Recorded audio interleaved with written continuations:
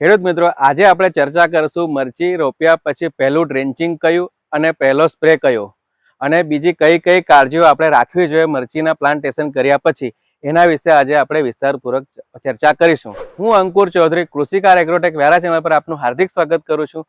અને આપણે જો આ વિડીયો બનાવી રહ્યા છે એમાં આપણે સ્પ્રે કયો અને કઈ વસ્તુ એમાં ઉપયોગ કરવી જોઈએ, ડ્રેન્ચિંગ કયું, તો એમાં કયા આપણે ડ્રેન્ચિંગમાં કન્ટેન્ટ ઉમેરવા જોઈએ અને આપણે બીજી અન્ય કાળજીઓ કઈ રાખવી જોઈએ, એના વિશે આજે આપણે વિસ્તારપૂર્વક ચર્ચા કરવાના છીએ.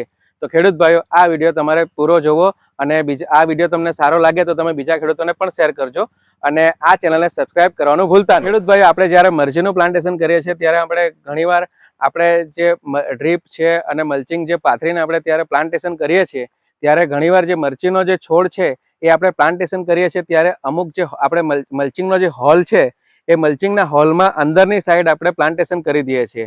તો એમાં શું થાય છે કે જ્યારે આપણે મરચી પ્લાન્ટેશન કરીએ છીએ અને પછી 2 થી 3 દિવસ પર આપણે ખેતરમાં વિઝિટ કરીએ છીએ અને જ્યારે મલ્ચિંગના હોલની આજુબાજુ જે જગ્યા રહી જાય છે, જેના લીધે ગરમ હવા નીકળે છે. ગરમ હવાને કારણે જે આપણો જે છોડ પ્લાન્ટેશન કર્યો હોય છે એ પ્લાન્ટેશન કર્યા પછી આપણે જેવો રોપ્યો છે એવો જ એના કરતાં ડાઉન થઈ જાય છે. એટલે જે પહેલા જે પાન આવે છે, 2 પાન, એ પીળા કલરના થઈ જાય છે. એટલે આપણે જે ખેતરમાં જઈએ તો આપણને ખબર પડે કે આપણે આ છોડવો પીળો થઈ ગયો છે. તો એ પીળો થઈ જાય છે તો એના આપણે દૂર કરવું હોય તો આપણે એ જે મલ્ચિંગ છે એની ફરતે આપણે માટી આપવી જોઈએ. એટલે મલ્ચિંગ લેવલ માટી થઈ જવું જોઈએ, જેમાંથી આપણે જોઈએ તો ગરમ હવા નીકળે છે એ ગરમ હવા ના નીકળવી જોઈએ. એ રીતનું આપણે મલ્ચિંગ સેટ કરી દેવું જોઈએ. અને બીજું આપણને એક નુકસાન થાય છે ખેડૂત ભાઈઓ, આપણે આ કર્યા પહેલા એક બીજું પણ નુકસાન થાય છે.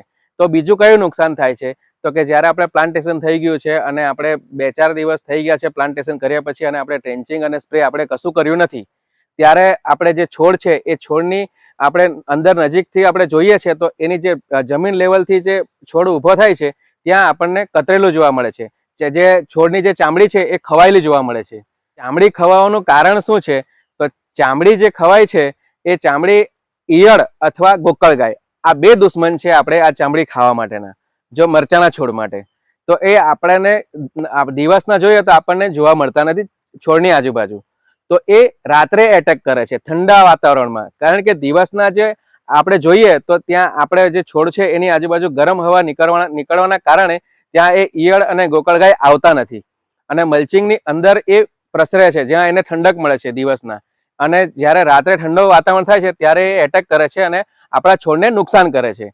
તો એટલા માટે પણ આપણે માટી પૂરવી જોઈએ. હા, તો ખેડૂત ભાઈઓ, આપણે સ્પ્રે અને ડ્રેન્ચિંગ પહેલા આ 2 ધ્યાન રાખવું જોઈએ. એક તો ગરમ હવા નીકળે છે એના માટે પણ માટી પૂરવી જોઈએ અને જે આપણા છોડને જે ગોકળગાય અને ઈયળ ખાઈ જાય છે એના માટે પણ આપણે માટી પૂરવી જોઈએ. તો ખેડૂત ભાઈ, આપણે મરચા પ્લાન્ટેશન કરીએ એટલે એ જ દિવસે અથવા બીજા દિવસે આપણે માટી મલ્ચિંગ લેવલ કરી દેવી જોઈએ, જેથી આપણે નુકસાનમાંથી બચી શકીએ. ખેડૂત ભાઈઓ, હવે આપણે 4 થી 5 દિવસ મરચીના થઈ ગયા છે અને હવે આપણે સ્પ્રે કરવો જોઈએ.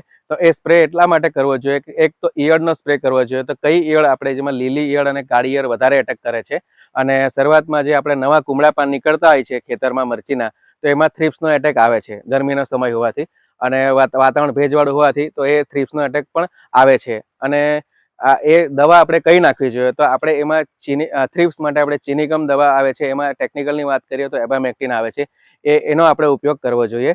અને ઈયળ માટે જો વાત કરીએ તો એમામેક્ટિન, બેન્ઝોએટ એ સારામાં સારી દવા આવે છે અને નાના છોડમાં પણ આપણે એનો સારી રીતે ઉપયોગ કરી શકીએ છીએ.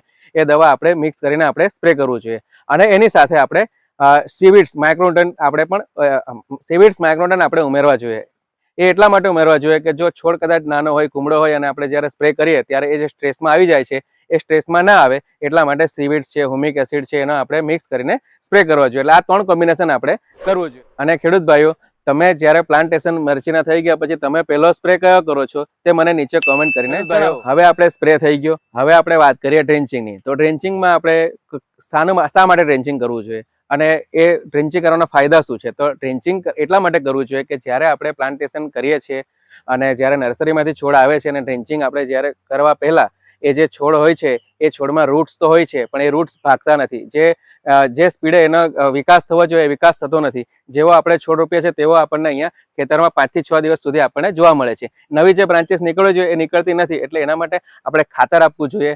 પછી એ જે રૂટ્સ જે આપણે ઓલરેડી ટ્રેમાં હોય છે એ ટ્રે જ્યારે પ્લાન્ટેશન કરે છે છોડ અને જે રૂટ ભાગતા નથી એ રૂટ વધારવા માટે આપણે એના માટે હુમિક એસિડનો આપણે સ્પ્રે ડ્રેન્ચિંગમાં લેવું જોઈએ અને એની સાથે આપણે ફંગીસાઇડનું આપણે ડ્રેન્ચિંગ લેવું જોઈએ. તો એ કેટલું લેવું જોઈએ?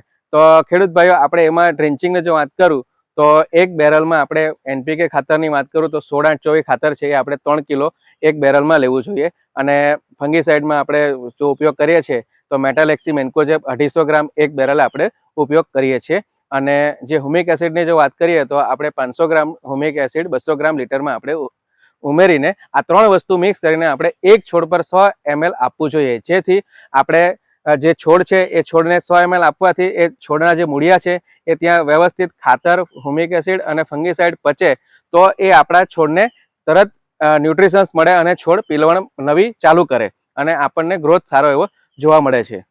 હા, તો ખેડૂત ભાઈ આ ડ્રેન્ચિંગ તમારે કર્યા પછી બીજું ડ્રેન્ચિંગ તમે 5 થી 7 દિવસમાં લઈ શકો છો અને જે સ્પ્રે છે એ પણ તમે 7 દિવસ પછી પાછો રિપીટ કરી શકો છો. એટલે આપણે જ્યારે પ્લાન્ટેશન કર્યા પછી આપણે એક ડ્રેન્ચિંગ અને એક સ્પ્રે લેવાથી આપણે 12 દિવસ સુધી આપણે એને છોડને સારી રીતે આપણે કાળજી કરી શકીએ છીએ. એ 12 દિવસમાં છોડ સારામાં સારો વિકાસ થયેલો આપણને જોવા મળે છે. તો ખેડૂત ભાઈઓ આ વિડીયો તમને જો સારો લાગ્યો હોય તો બીજા ખેડૂતોને પણ શેર કરજો અને ચેનલ સબસ્ક્રાઇબ કરવાનું ભૂલતા નહીં.